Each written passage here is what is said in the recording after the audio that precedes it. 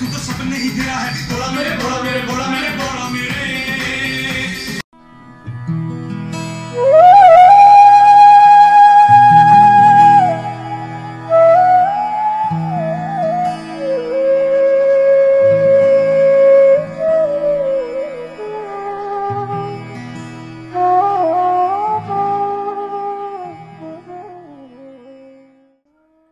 আজ সুন্দরবন যাত্রার দ্বিতীয় দিন, আর দ্বিতীয় দিনটি খুবই ইন্টারেস্টিং। খুব দিনটি ভালোও ছিল, আবার দিনটি খারাপও ছিল। ভালো কেন ছিল? কারণ আমরা অনেক বন্যপ্রাণী দেখতে পেলাম, বাঘ দেখতে পেলাম নাকি সেটি সবচেয়ে বড় কথা। সেটি দেখার জন্য আপনারা ভিডিও দেখতে হবে, পুরো ভিডিওটা দেখতে হবে। আর খারাপ কেন দিনটা, ওটাও আপনারা জানতে পারবেন ভিডিও শেষে। আপনারা জানতে পারবেন ভিডিওর দিনটি কেন খারাপ গিয়েছিল আমাদের। তো আপনারা ভিডিওটি দেখুন। আর সবচেয়ে প্রথমে আমরা আজ লঞ্চে উঠলাম, সেগুলো আমি শ্যুট করিনি কারণ একই ভিডিও ডেইলি দেখিয়ে লাভ নেই। তো আজ ট্রাভেল ছুটির পক্ষ থেকে আমাদেরকে একটি গাইড প্রোভাইড করা হয়েছিল। গাইডের নাম ছিল লোকনাথ দা। লোকনাথ দা আমাদেরকে সুন্দরবন সম্বন্ধে অনেক অজানা তথ্য, যেগুলি আমার সত্যিকারে জানা ছিল না, তিনি শেয়ার করলো। আর শুনেও আমার বেশ ভালো লাগলো, আর আমি সুন্দরবনটিকে আর একটু ভালো করে চিনলাম। তো আপনাদেরকে দেখাই লোকনাথ দা। আর লোকনাথ দার মুখের থেকে ইনফরমেশনগুলি যাতে আপনারাও জানতে পারেন, সুন্দরবন গেলে আপনাদেরও সুবিধা হয়, সেই জন্য আমি ওই ভিডিওটি রেকর্ড করেছিলেন। আপনারা দেখতে পারবেন এই লোকনাথ দা আপনাদের সাথে তথ্যগুলি শেয়ার করবে, তথ্যগুলি দেখে আপনারাও বেসিক আইডিয়াটি পেয়ে যাবেন। বসিরহাটের অফিস আর ইস্ট ন্যাশনাল পার্ক আর ওয়েস্ট ন্যাশনাল পার্ক, ও তিনটে হচ্ছে কোর এরিয়ার ভিতরে, সরি দুটো কোর এরিয়ার ভিতরে, ইস্ট ন্যাশনাল পার্ক আর ওয়েস্ট ন্যাশনাল পার্ক। আর যেটা বসিরহাটের সেটা হচ্ছে আপনার বুড়িডাবুড়ি, যেটা বাংলাদেশ এক সাইডে বাংলাদেশ এক সাইডে ইন্ডিয়া, ওখান থেকে বাংলাদেশ দেখা যায় সেন্টারটা। আর আমরা আর একটাই স্পট ধরা যায় নেতৃত্বপানি, সেটা হচ্ছে কোর এরিয়ার ভিতরে, যেটাতে আজকের আমাদের নেই, কারণ ওটা কোর এরিয়ার ভিতরে যেতে গেলে আলাদা পারমিশন করতে হয়। হ্যাঁ, আজকে আমরা সজনেখালি আছে, আজকে আমরা সুবর্ণখালি যাব আর দোবাকি, দুটো ওয়াচ টাওয়ার আছে ওখানে। প্রথমে আমরা এখন গোমতী রিভারের ওপর আছি, গোমতী রিভার, এই যে এটা নদী, হ্যাঁ এটা নদী। আর এই সামনে দিয়ে এখন আমরা জঙ্গলে প্রবেশ করবো, ওটা সুবর্ণখালি খাল। আর এই সাইডে লোকালয়, এটা হচ্ছে সোনাগা পাখিরালা, আর ওই সাইডে বালি আইল্যান্ড যেটা আমাদের গ্রাম, আর এটা হচ্ছে জঙ্গল পীরখালি 2। সুন্দরবনে প্রায় 102টো দ্বীপ আছে, তার ভিতরে 48টা ফরেস্ট আর 54টা হচ্ছে আপনার লোকালয়। যে 48টা ফরেস্ট আছে তার ভিতরে আপনার ওই ছোটো ছোটো দ্বীপ, পীরখালি 1, পীরখালি 2, পীরখালি 3, পীরখালি 4, এরকম করে অনেক আইল্যান্ড ভাগ আছে। তার ভিতরে ধরুন আমরা যে এই যে আইল্যান্ডটা আছে পীরখালি 2, এই আইল্যান্ডে অপোজিট সাইডে বা এরকম ধরুন লোকালয় যে সাইড যেগুলো আছে তার অপোজিট সাইডে এরকম 106 কিলোমিটারের মতো আপনার ওই ফেন্সিং দেওয়া আছে, যেটা হচ্ছে কখনো কখনো বাঘ হচ্ছে লোকালয়ে চলে আসে, এই জন্য এই ফেন্সিংটা দেওয়া আছে। কারণ আগে প্রায় সময় বাঘ পার হতো আমাদের গ্রামে। আগে সুন্দরবনে আসতে অনেকে ভয় করতো যে ওখানে গেলে গ্রামে রাত্রেবেলা থাকবো করে, বাঘ পেয়েছে যদি বাঘ নিয়ে চলে যায়। হয়েছে অনেক সময় এমন হয়েছে, কিন্তু একটা জিনিস দেখা গেছে যে যখন জঙ্গল থেকে বাঘ লোকালয়ে এসছে, মানুষকে খুব একটা কম অ্যাটাক করেছে, মানে ওইরকম রেকর্ড খুবই কম আছে। বেশিরভাগ গরু ছাগল এইসব কিছুকে অ্যাটাক করেছে বেশি। আর সুন্দরবনে বেশিরভাগ মানুষ হচ্ছে আপনার মানে সুন্দরবনের জীবিকার উপর নির্ভর করে, যেমন মধু, মাছ, কাঁকড়া, হ্যাঁ এইসব। কারণ বেশিরভাগ মাছ, হ্যাঁ মধু সিজন তো আর সবসময় না, এখন যেমন মাছের সিজন বন্ধ, মানে মাছের ডিমের সিজন, এই জন্য এখন বন্ধ, মাছ ধরা বন্ধ। এখানে বেশিরভাগ ইন্টারেস্ট হচ্ছে আপনার মধু সংগ্রহ করাটা। মানে মধু সংগ্রহ করতে যখন যাই তখন ধরুন আমরা 10 জন বন্ধু আছি, 10 জন বন্ধু, 10 জনের 10টা নৌকা আছে, সবার একটা গ্রুপ আছে, ধরুন 10 জন 12 জন 15 জন করে একটা গ্রুপ আছে। সবাই কিন্তু একসাথেই পারমিশন করে সবাই মানে একসাথেই আর কি ঘাট থেকে নৌকাটা ছাড়বে। প্রথমে যে আইল্যান্ডে যে মানে নৌকা নিয়ে, ধরুন আমি একটা এই পীরখালি 2-তে গিয়ে পৌঁছালাম, অন্য কোনো আমার বন্ধু গিয়ে সে ওই আইল্যান্ডে দখল করতে পারবে না, কারণ ওই আইল্যান্ডে যতগুলো মৌচাক আছে সব আমিই পারবো। কারণ ও যদি আসে তাহলে আবার মানে জঙ্গলের ভেতর গিয়েও ঝামেলা শুরু হয়ে যায়। তো সেই সময় এই জন্য এখানে বেশিরভাগ অ্যাটাকটা হয় মধু আর কাঁকড়া, কারণ মধু সংগ্রহ করতে গেলে পুরো জঙ্গলটাকে আপনাকে স্ক্যান করতে হয়। ওই জন্য তখন সবাই যদি ধরুন এবার নামিয়ে দিল, তো আমাকে ধরুন ওই নৌকাটা যেখানে আছে ওখানে নামিয়ে দিল, এর অপোজিট যে নৌকাটা যে মাছি আছে সেটিকে এর অপোজিট সাইডে মানে এর ওপারটাই চলে যাবে। এর আমাদের 10 জনকে এখানে নামিয়ে দিল, 10 জন এবার যে মানে সবাই এটা ভাগ হয়ে যাবে, ধরুন 10 ফুট 20 ফুট এরকম মানে অন্তর থাকবে, কারণ সবাই যদি একসাথে যায় একটা মৌচাকের বেশি তো দেখতে পাবে না, ওই জন্য সবাই ভাগ হয়ে যায়। সেই সময় বেশি অ্যাটাকটা হয়, কিন্তু ওদের তখন একটা সিগন্যাল থাকে যে মানে সবাই কোথায় জঙ্গলের ভিতরে এত গাছের ঘনত্ব, আমরা যখন জঙ্গলের ভিতরে দেখবেন তখন এখানেই দেখুন না লোকালয় 1 ফুট 2 ফুট ভিতরে কিছু দেখা যায় না। আর ওরা তো জঙ্গল দিয়ে পুরো হাঁটবে, তাতে শ্বাসমূল আছে, আর একটা ব্রেকের মতো পায়ে ঢুকে গেলেও সেটাও শক্ত হয় না, হ্যাঁ খুব শক্ত হয়। মানে অনেক গাছে মানে যেমন কেওড়া গাছের শ্বাসমূলগুলো একটু আপনার নরম টাইপের, আবার অর্জুন গাছের পশুর গাছের গাছগুলো একদম ব্রেকের মতো। অনেক রকম শ্বাসমূল আছে, ঠেসমূল আছে, কেবি রুট আছে। ওই তখনই আপনার তো মধু সংগ্রহের সরঞ্জাম তো সব জঙ্গলের ভিতর নিয়ে যায়, ওই তখনই বেশিরভাগ বাঘে অ্যাটাক করে। কারণ সবাই আলাদা আলাদা হয়ে যাচ্ছে, এক থেকে যেমন 10 ফুট ডিস্টেন্স থাকলে সবাই কিন্তু আওয়াজ করতে থাকে মুখে, কেউ যদি মিসিং হয়ে যায় সেটা বোঝার জন্য। সেই সময় যখন ওই মানে মধু পারমিশন করতে আসে তখন, আচ্ছা আপনারা সবাই টিফিন করে নিন, আমি পরে বলছি। যখন ওই মধু সংগ্রহ করতে আসে না, তখন তাদের মানে বাড়ির স্ত্রীরা এসে মানে অফিসে যখন কান্নাকাটি করে, আপনি দেখলেই আপনার এমনি যদি কেউ দাঁড়িয়ে থাকে তার চোখে এমনি জল চলে আসবে। কারণ ওরা জানে যে গেলে এখানে বাঘে অ্যাটাক করবে, তবুও তারা যায়। এটাই রোজগার।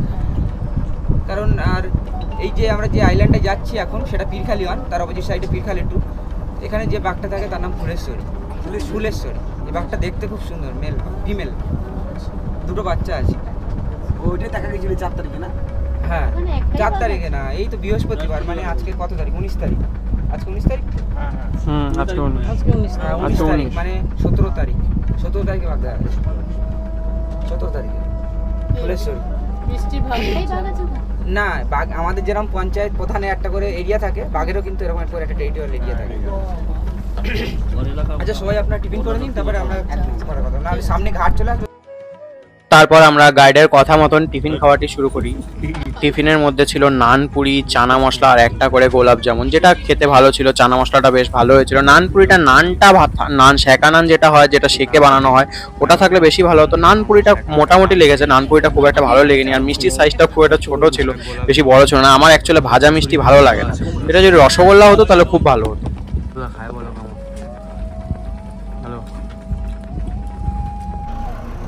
তারপর আমরা খাওয়া দাওয়া শেষ করে আরামসে গোমতী রিভারের উপর দিয়ে জঙ্গলের মধ্যে ধীরে ধীরে প্রবেশ করছি। সেই দৃশ্যই আপনাদের সামনে এখানে তুলে ধরা হয়েছে। আর নদীটি দেখতে অপরূপ সুন্দর লাগছিল। ওয়েদারটা খুব ভালো ছিল, কিন্তু পরে গিয়ে আমরা বৃষ্টি পেয়েছিলাম সেদিন। কিন্তু যখন আমরা রুম থেকে বেরোলাম, হোটেল থেকে জাস্ট বেরোলাম, তখন বেশ রোদ্রু ছিল আর গরমও ছিল। কিন্তু নদীর উপর দিয়ে ঠান্ডা ঠান্ডা হাওয়া বয়ে চলছিল বলে আমাদের খারাপ লাগছিল না। আর সেই টাইমটায় আমি নিচের ডেকে এসে বসেছিলাম, উপরে প্রচণ্ড রোদ্রু লাগছিল, অ্যান্ড রাশ ছিল খুব। সবাই খাওয়া দাওয়া করে উপরেই বসেছিল, সেই কারণে আমি নিচে আসি যে একটু রেস্ট করি আর নিচের থেকে দৃশ্যটা তুলে ধরি আপনাদের সামনে। ভিডিও করবো, মাথায় লাগাইছি। এ দেখ এটা দেখ, এই অ্যাঙ্গেলটা সেই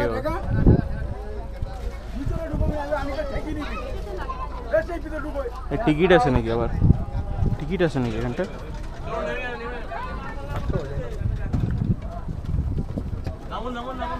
তারপর আমাদের বোট এখানে ঘাটের পাশে দাঁড়ায় এবং আমরা ধীরে ধীরে নামি। কালকে রাতে বৃষ্টি হয়নি বলে আজকে দিনটায় আমাদের এই ঘাটটা খুব শুকনো ছিল। কেন আগের দিন যখন আমি ঘাটে নেমেছিলাম আমার পাটি খুব স্লিপ খাচ্ছিল, আর আমার ক্রক্সটি আজ আবার আমাকে খুব স্বাদ দিচ্ছিল। আজ আমি একটুও স্লিপ খাচ্ছিল না আমার পা থেকে, সেই কারণে আমি আরামসে খুব ভালো করে আজকে হেঁটে চলতে পারছিলাম, বাকিদের মতন স্বাভাবিকভাবে হাঁটছিলাম। অন্যদিকে কালকে আমি খুব প্রবলেম হয়েছিল, কিন্তু বৃষ্টি হয়নি বলে সারা রাত, সেই কারণে আমি আরামসে যেতে পারি।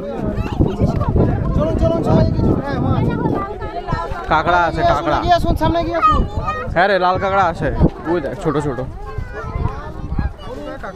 এ দেখ না, দেখতে পাচ্ছিস না? হ্যাঁ,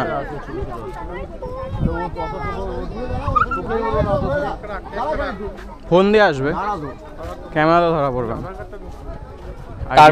তারপর আমরা ধীরে ধীরে এই সুদর্ণখালী পার্কটির মধ্যে আমরা ধীরে ধীরে এন্টার করি।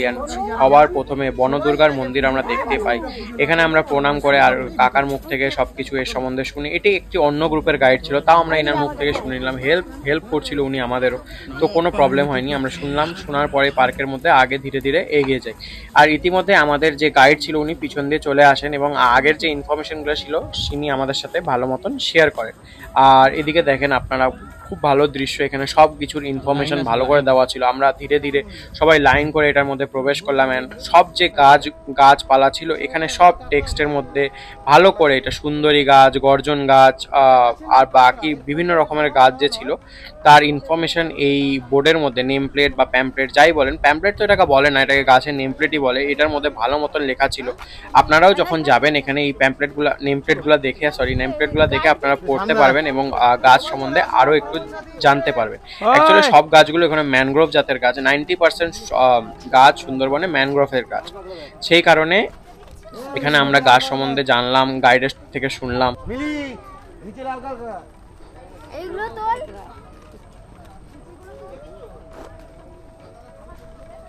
দাঁড়ায় গেলি কেন তোরা? চলে আসছে। আচ্ছা কালুদা কই? ওই আসতেছে।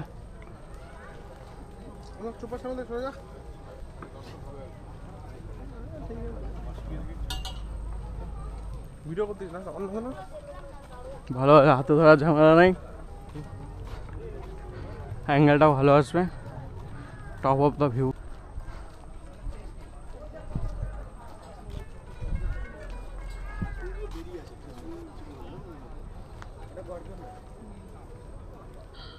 এই জায়গাটিতে আমরা সবাই দাঁড়িয়ে যাই কারণ এই জায়গায় এক অসাধারণ জিনিস আমরা দেখতে পাই, যেটা শহর অঞ্চলে আমরা সচরাচর দেখতে পাই না।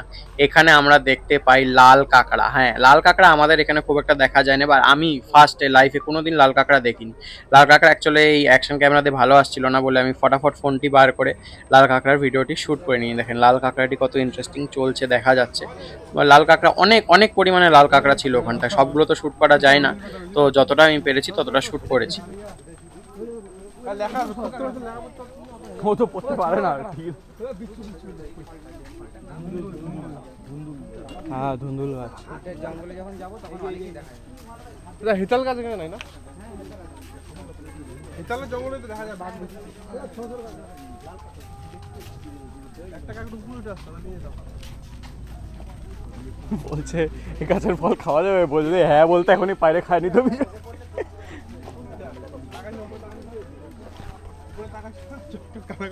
কি জিনিস? কি ছিল? আঠা পড়লে চোখ কানা হয়ে যায়। গাছ আছে না, গাছ দেখতে তো সুন্দরবন। গাছ দেখতে সুন্দরবন, বাঘ দেখতে না। তোরা তোরা গাছ, তোরা গাছ।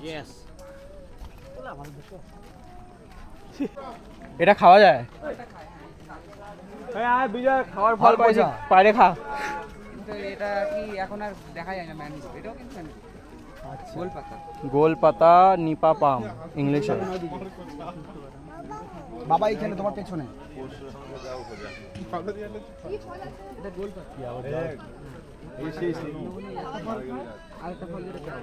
নারকেল গাছ বলছি, এটা গোলপাতা বললো, এটা খাওয়া যায় বললো। দীপাবলির সময় অনেকে কেটে খাচ্ছি এরকম খানিকটা, ভিতরে সাদা এরকম নরম। এটাই মানুষের যেটা ছাউনি ছিল এটা।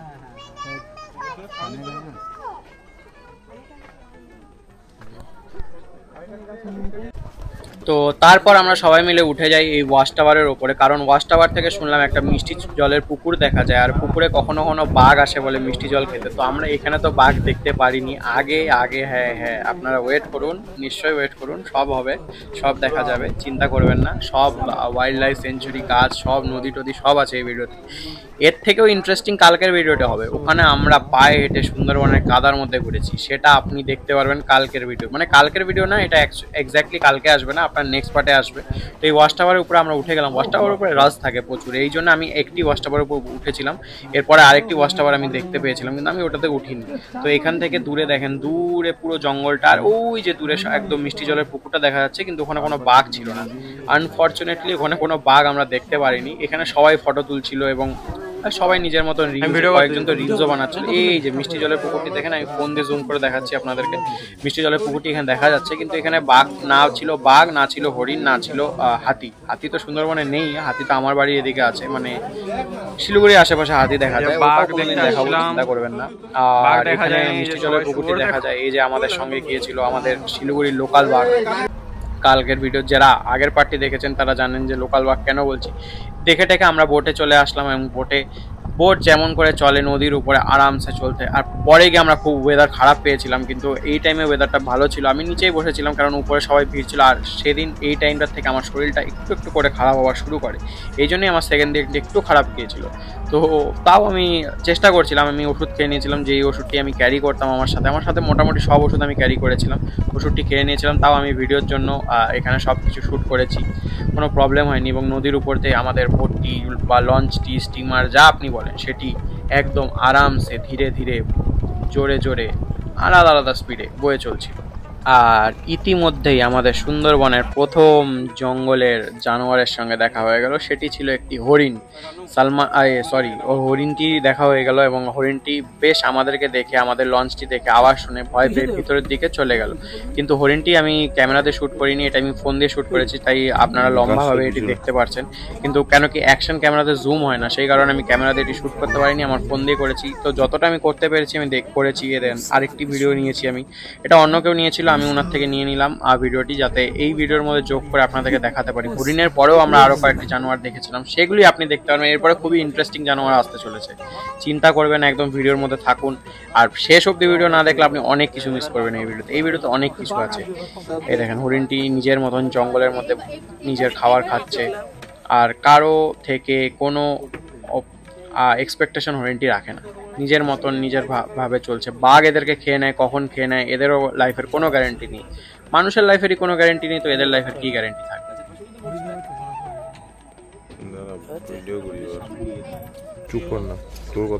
তারপরেই আমাদের দেখা হয়ে যায় কুমির মামার সাথে। কুমির মামা একদম নিজের মতন আরাম করছিল, একদম মুখটি খুলছে, মানে এখনই কিছু খেয়ে আসলো, ঢেক উঠাচ্ছে।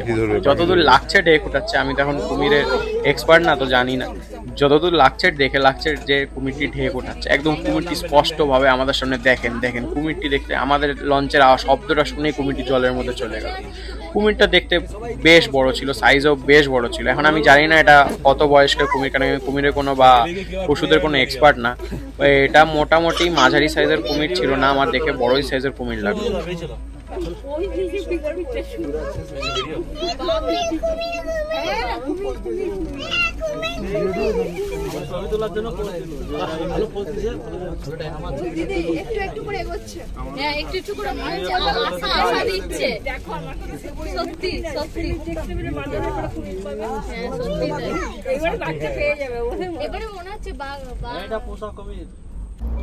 ঘড়িতে 1:30 বেজে পার হয়ে গেছে, আমাদের ডাক পড়লো খেতে আসো খেতে আসো। গিয়ে খাওয়ার জন্য বসলাম, কিন্তু খাওয়ার লোকের কোনো পাত্তা নেই।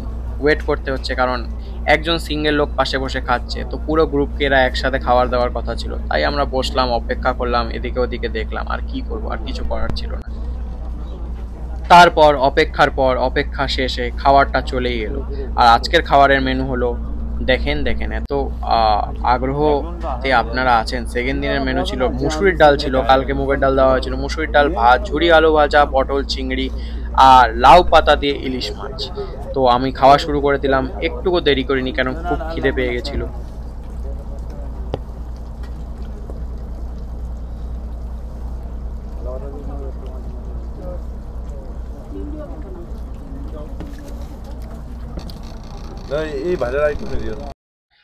খাওয়া দাওয়া শেষ করতে করতেই আমরা সবাই বোটের মধ্যে সামনের দিকে আসলাম, আর সবাই মিলে লুডো খেলা শুরু হলো। সেই সময়টাতে সবাই মিলে লুডো খেলছিলাম, আমি একটা ছোট্ট টাইম ল্যাপস নিয়ে নিই সেই সময়।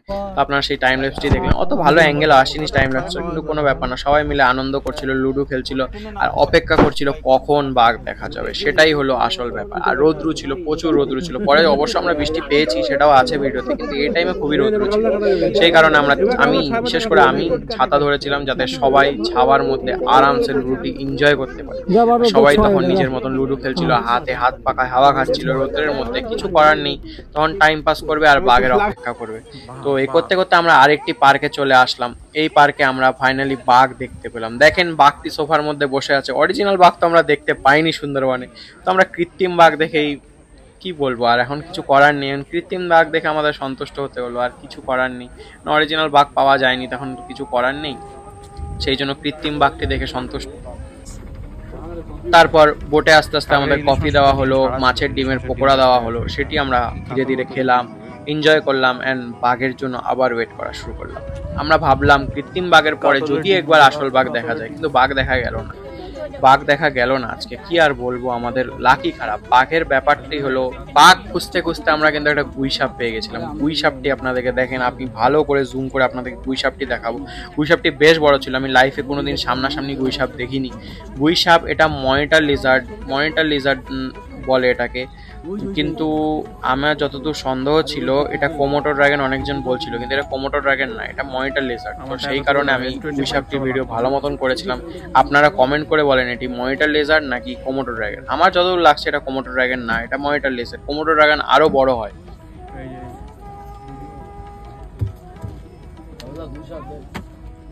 যে গোসাপ দেখো এই যে পেছনে ওই যে তাকায় আছে তোর দিকে, ওকে নিয়ে যাইতে তো।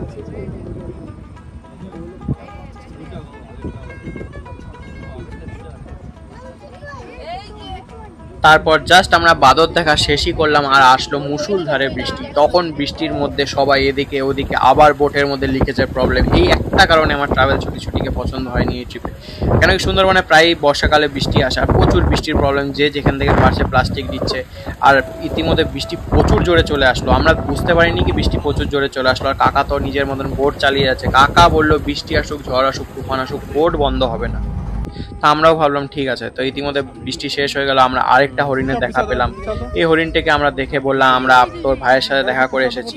তো হরিণটি আমাদেরকে বললো চুপ কর, ওটা আমার ভাই না, ওটা অন্য জাতের হরিণ। তো আমরা কিছু বললাম না, আর আমরা নিজের মতন এগিয়ে চললাম।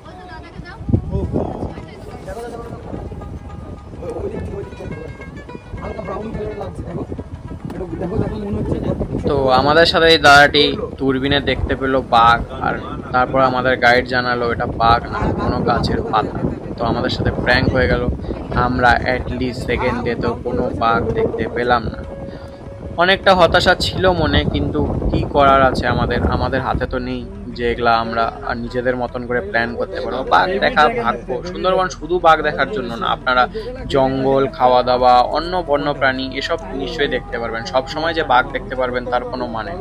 ইতিমধ্যে আমার শরীরটি আরও খারাপ হয়ে গেছিলো এবং এই ক্লিপগুলো অন্য একজন তুলেছে, আমি তুলতেও পারিনি অনেক ক্লিপ, কিন্তু এটা আমার তোলা লাস্ট ক্লিপ। আর ইতিমধ্যে শরীর খারাপ হয়ে গেছিলো, তাও আমি চেষ্টা করছিলাম যতটা দূর ভিডিও করতে পারি। তো সবাই এখানে আমার পিছনে যে ছেলেটি আছে বিজয় নামে, ওরও শরীর খারাপ হয়ে গেছিলো, আমাদের দুজনেরই শরীর অনেকটা খারাপ হয়ে গেছিলো। আর তাও আমরা চেষ্টা করছিলাম যতদূর ভিডিও করা যায়। আর এরপরে আমি কোনো ক্লিপ রাত্রের খাওয়া দাওয়া আজ রেকর্ড করতে পারিনি, কেন কি রাত্রে আমার খুবই শরীর খারাপ হয়ে গেছিলো, হালকা হালকা জ্বর আসছিল। এই জন্য আমি এখানেই এই ব্লগের সেকেন্ড পার্টটি শেষ করলাম। আপনাদের সাথে থার্ড পার্টে দেখা হবে, এবং থার্ড পার্টে আপনাদের অনেক সবচেয়ে ইন্টারেস্টিং জিনিস থার্ড পার্টেই আছে। তো দেখা হচ্ছে থার্ড পার্ট।